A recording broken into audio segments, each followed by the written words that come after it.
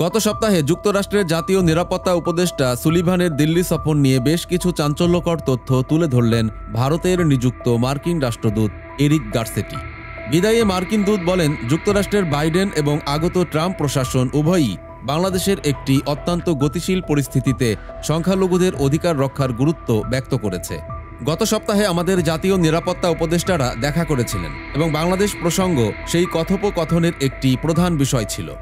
Garcetti শুক্রবার কলকাতায় সাংবাদিকদের সঙ্গে আলাপকালে আরও বলেন, আমরা কিভাবে বাংলাদেশকে সর্বোত্তমভাবে সাহায্য করতে পারি, কিভাবে বাংলাদেশ যত তাড়াতাড়ি সম্ভব নির্বাচন সংগঠিত করতে পারে এবং বাংলাদেশের সকলকে রক্ষা করা যেতে পারে সে বিষয়ে আলোচনা হয়। তিনি বলেন, আমরা সকলেই একটি স্থিতিশীল, সমৃদ্ধ, সহনশীল বাংলাদেশ দেখতে চাই।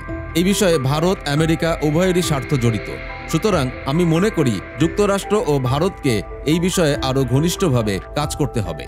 গার্সেটি মনে করেন, যে কোনো রাজনৈতিক পালাবদলই কঠিন এবং তা সবসময় ভালো হবেই এমনটা বলা যায় না। বিষয়টি ইতিবাচক হতে পারে যদি বিশ্বের অন্যান্য সম্প্রদায় তা গ্রহণ করে এবং দেখে যে যুক্তরাষ্ট্র, ভারত ও বাংলাদেশের মধ্যে অন্যান্য দেশের তুলনায় অনেক বেশি মিল রয়েছে। 31 অক্টোবর একটি টুইট বার্তায় মার্কিন প্রেসিডেন্ট নির্বাচিত ডোনাল্ড ট্রাম্প বাংলাদেশে হিন্দু ও অন্যান্য সংখ্যালঘুদের বিরুদ্ধে বর্বরোচিত সহিংসতার নিন্দা করেন এবং মন্তব্য করেন যে তার নজরদারিতে এটি কখনোই ঘটত না। এই মন্তব্যটি বাংলাদেশের অন্তর্বর্তী সরকারকে উদ্বিগ্ন করে তোলে। প্রিয় দর্শক, সমকালীন সব চমৎকার খবর ও বিশ্লেষণ দেখতে সাবস্ক্রাইব করুন আমাদের চ্যানেলটি।